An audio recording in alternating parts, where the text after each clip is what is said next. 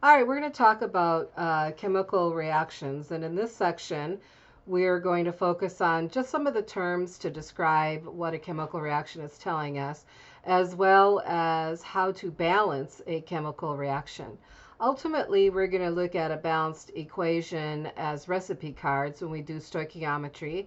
So this is just the beginning part of the whole big picture of looking at equations as recipe cards. Let's take a look at what a chemical reaction tells us. First of all, you can see on this side, there's an arrow pointing to some other compounds over here. And so on this side, we call them reactants. Those are the things coming together. And we are producing these products. All right, I like to call them R's and P's. So I don't have to keep writing that. However, don't memorize that the fact the reactants are on the left side and the products are on the right side. How you can tell which side the products are on is that this arrow points to the product. Now another thing is that this arrow means yields, or it makes, or it produces. So these compounds yields or makes or produce those products. Now under by each of these compounds are some small little letters describing what phase that these substances are in. So that's more information that they're giving to us about those reactants and products. If you see an AQ, yes, that's an AQ. This is called an aqueous solution. Essentially, you're taking this compound and dissolving in water to make a solution, a homogeneous solution, and they are called aqueous solutions. If you see an S by one of these, it means a solid form. And sometimes they will write an arrow going down to signify a solid was produced or mixed. They could be on the reactant side also. An L means liquid, and a G means it's in a gaseous phase. Now the little arrow here can also have added information to tell you more about the chemical reaction. A little triangle on top means that heat was added to it. Sometimes they'll tell you the temperature at which that heat was added. And then if you see a compound above the arrow, this means a catalyst was added to help speed up that reaction. And you can have all of these on the arrow, right? Just cram them all in there. All right, so let's take a look at this one down here. And I made a mistake, so I'm going to redraw it going this way for these arrows. All right, so the big arrow points in this direction, the small arrow points in this. Now, most of the chemical reactions are this. These are called reversible reactions, which means that it can go in either directions, forwards or backwards. But you can see that it's not equally done in the same manner going forwards and backwards. In fact, the longer arrow is saying most of the time it follows this side, red in this direction, and very little, because it's a small little arrow, goes in that direction. And if you take a look at this acetic acid, which is vinegar, you'll see that almost all of it, 99.9% of it, is the molecule of acid.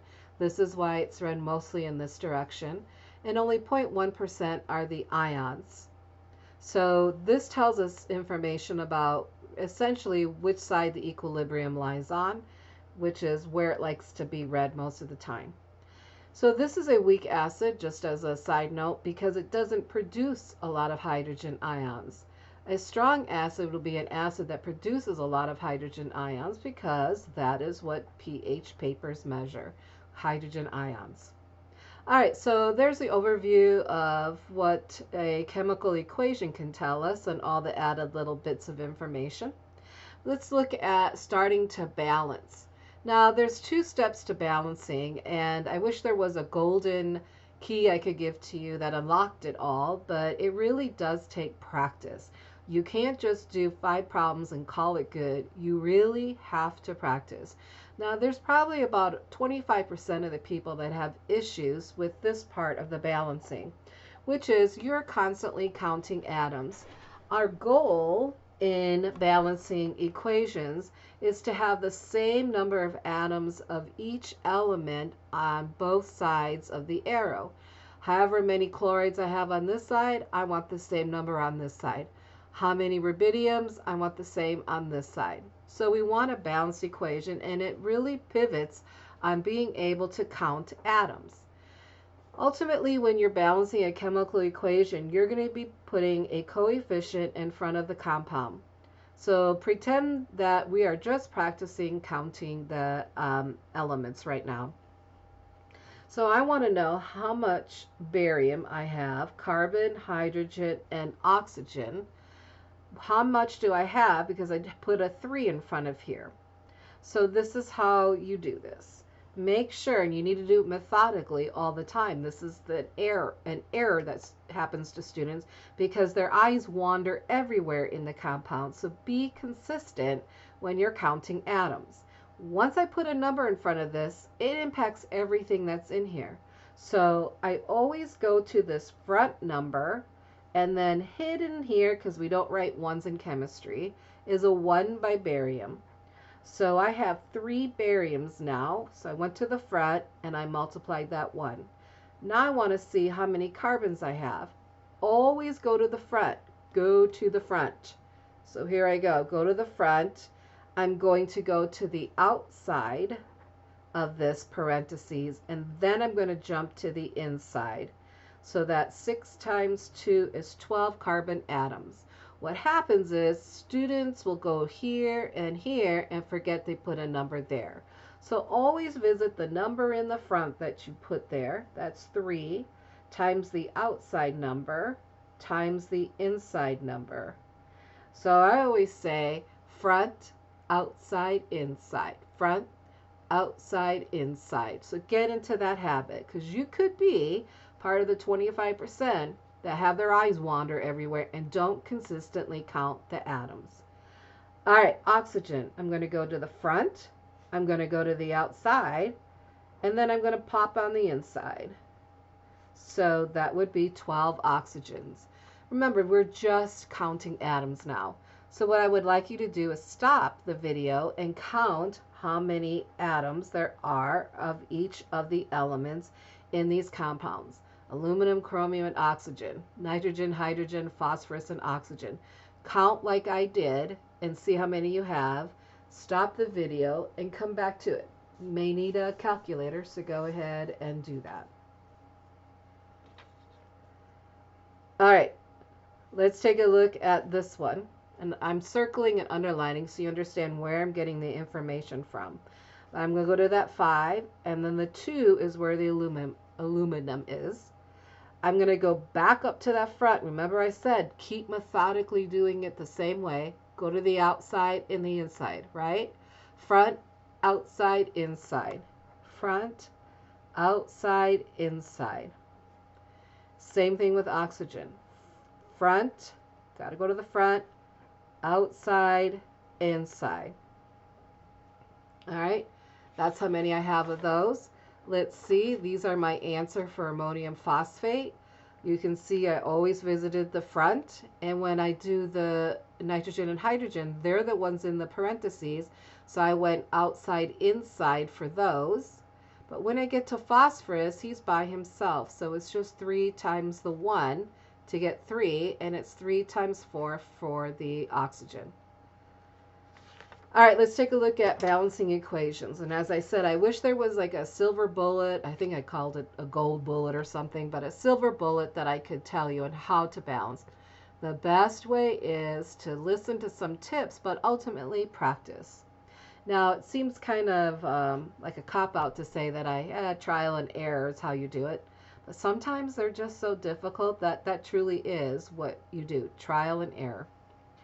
The next one says to balance the hydrogens and oxygens on the reactants and product side. But I've only ever seen 3 students do it that way, and this is the most difficult ones to balance, always hydrogen and oxygen. I'm going to demonstrate the polyatomic. That's just a tip on how to balance. This is balancing metals, nonmetals, oxygen, and hydrogen. And then this is a special type of challenge sometimes, is to balance combustion reactions. All right, so let's get to it and let's see some tips. All right, when I'm balancing, sorry, let me get my papers ready here. When I'm balancing equations, I want to remind you that you're putting numbers in front. You're not inserting numbers in between. Because when we were learning how to write formulas, those formulas are written as balanced compounds. So you can't intercept any of that and squeeze in a number there. Then they're no longer written as a balanced equation. So if I needed 4 calciums, I can't just slip it in there and write it like this. That doesn't exist. But I could get 4 calciums by putting a 4 in front of that calcium, because that's 4 times 1 is 4 calciums. So a student a long time ago said they put lines in front of compounds to remind them they can only put numbers in those places, that they would prevent them from doing this. So I'm going to do it the long way, but I don't do it this way. I do a lot in my head. But ultimately, you're first trying to determine how many you have of each, like what is not balanced. And originally, you're starting with ones in everything up here. So when I take the initial count of sodium, I have that's supposed to be sodium, 1 sodium. For chlorine, I have 1 times 2 is 2 chlorines. And for this one, I have 2 of them on this side. Remember, it's that 1 that's in front, so 1 times 1 is 1 of each of these, right? 1 times 1. The only place I see that's not balanced is chlorine. 2 on this side, 1 on this side. And they need to have the same number of everything on both sides. So only thing I can do is put a number in front. So if I put a number in front of this to try to balance the chlorines, it impacts everything that's in there, and I now have to recount. So this is now 2 times 1 is 2 sodiums.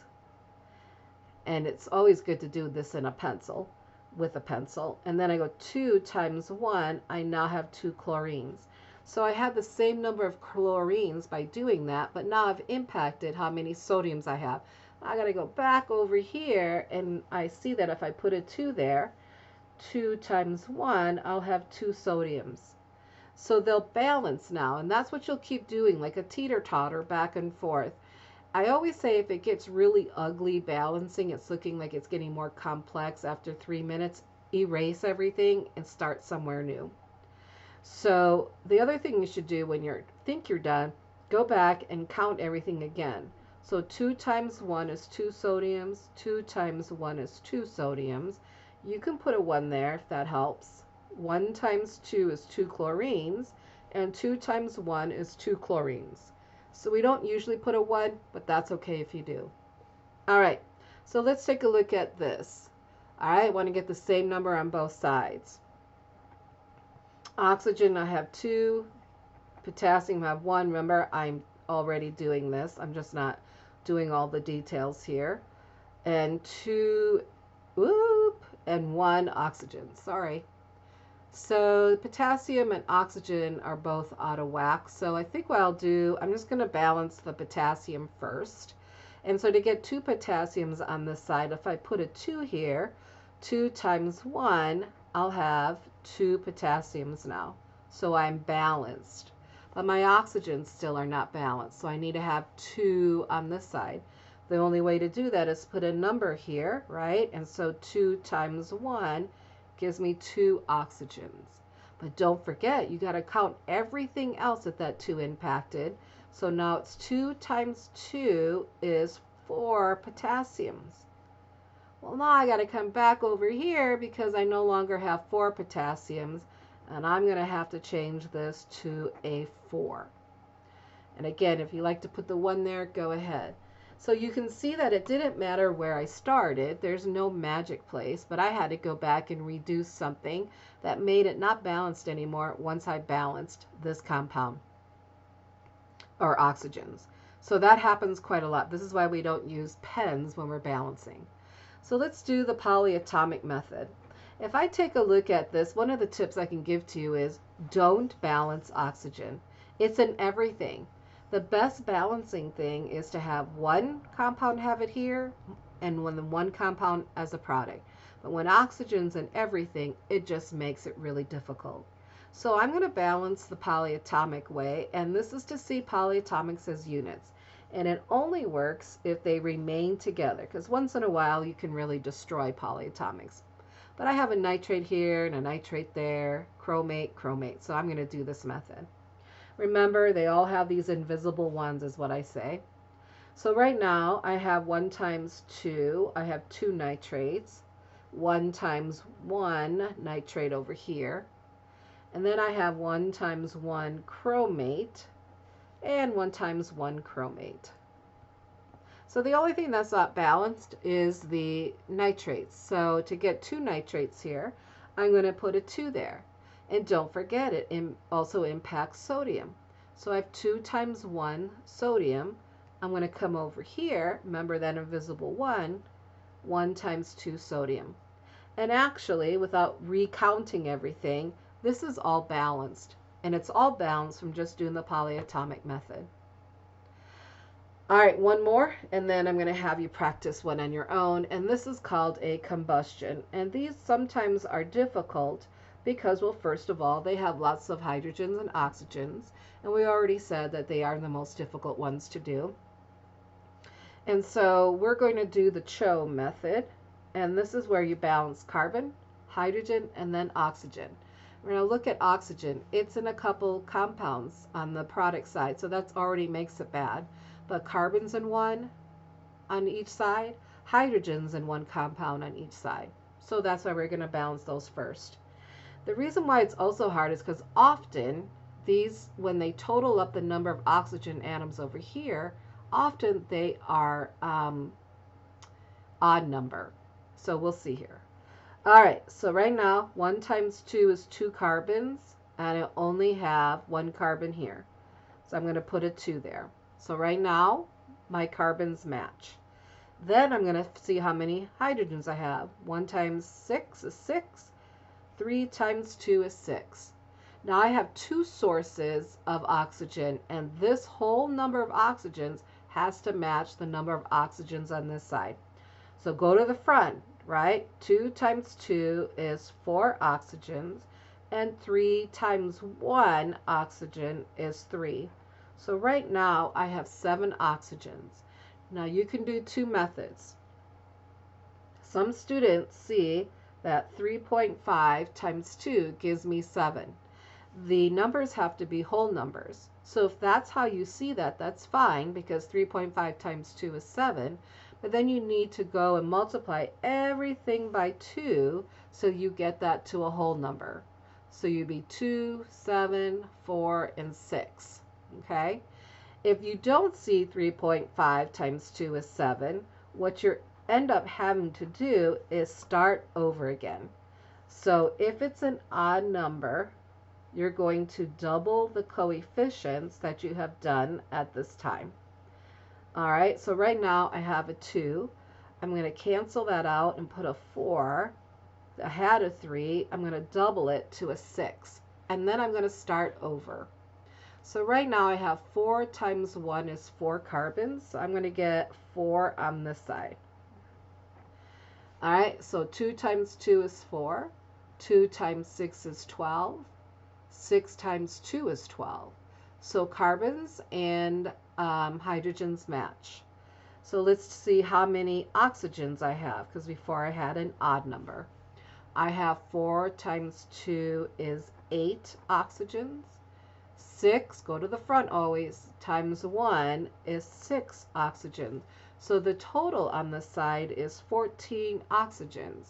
So to get 14 on this side, hopefully you see 7 times 2 is 14. 2, 7, 4, and 6. The same numbers we had when we had the odd number, or say the decimal point. All right, so let's have you solve this one. Now, one of the things I would stay away from is hydrogen, right? Because it's in multiple compounds. So go ahead and stop the video and see if you can solve this. All right, so one of the things I'm going to do is stay away from hydrogen. So I'm going to balance silicon. So I'm going to get 3 on both sides, right? 1 times 3 is 3. Then I'm going to get 4 nitrogens. So I'm going to put 4 over here, and they're done. But now I need to add up how many hydrogens I have, and I have 2 sources here. So always go to the front to determine how many you have. So that's 24 total hydrogens, and I need to have 24 on this side. So I'm going to put a 12 there. And then I'm done. Again, if you want to put a 1 there, you can put a 1. All right, these are practice ones, so if you want to stop the video and practice these, I would suggest you do that. You need to have a learning curve to balancing. It needs to be your method and not your neighbor's method, because how we see this often differs. So try this and stop the video. All right, when I come to this one, one of the first things I see is sulfur is not balanced. So to get 8 sulfurs on both sides, that's what I did. Now, you could have started with oxygens, but I just started with sulfur. So 8 times 3 is 24 oxygens. So I put a 12 there, and there you go. That's balanced. Here, I come down here, I notice I have 2 irons on this side, but only 1. So I'm going to try to put a 2 there, and then what does that do?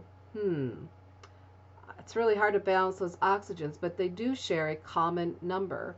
They both share the number 6. So if I say 3 times 2 is 6, and 2 times 3 is 6, the oxygens balance. And now I've got to redo iron, so 2 times 2 is 4 irons. So I've had to go back and cross that out. Pencils are good. Now in this one, I notice I have the same K and Cl on both sides, but oxygens again is this odd number, but not if you see that they both share that common number of 6. So right now I'm just counting how many oxygens I have. But don't forget that number impacts the potassium and chlorine, and they get the same number on this side. I put a 2 there. All right, now we're coming to the combustion reaction. I know it's a combustion reaction because it's a type of carbon hydrogen burning an oxygen, and it always makes carbon dioxide and water. That's a combustion reaction. So I'm going to balance my carbons first. So I have 3 carbons on both sides, and I have 8 hydrogens on this side. Let's add up the total oxygens. Go to the front. So I have 6 oxygens. Go to the front. And then I have 4 oxygens. So total, I have 10 oxygens. And so to get 10 on the other side, I'm going to put a 5. All right, and technically, again, you're not done until you recount everything over and over to make sure you've got it correct. All right, this is an extra piece of paper of practice problems, and I highly suggest that you stop this video now and try to work these out and come back and you can see the answers. All right, so one of them that I wanted to talk about was this one here that I have 2 for. Written, they're identical. And so again, this is the Cho method because it's a combustion reaction. And I'm going to balance the carbons and the hydrogens. And then on this one, I have 20 oxygens. I have 11 oxygens, which equals 31 oxygens. All right, so you could sit there and be able to divide 2 into 31, all right, to get a decimal point, or you could double everything that you have and say this is 20 and this is 22 and start back over again. So I'm going to make it nice and clean down here if this is the method that works for you. And so I'm going to balance the carbons again. So I have 20 times 1 is 20 carbons. To get 20 carbons, I do that. I have 44 hydrogens here. So now when I add up how many oxygens I have 62 oxygens. So to get 62 oxygens here, I need 31. So whether or not you did the decimal point method, or whether that you did my method where you sit there and you take and double what you have, both will work. So I guess I should have demonstrated the decimal point one. It would have been 15.5 times 2. But anyways, if you like that method, I'm sure you did just fine. So this is the answers to these problems on balancing them. All right, and you can check them against yours that you have and make sure that we match. All right, I'm sure I will upload more practice problems. Please take that time to practice that so that you can get that experience of having the ability to balance on the quicker end and not the slow end of it all.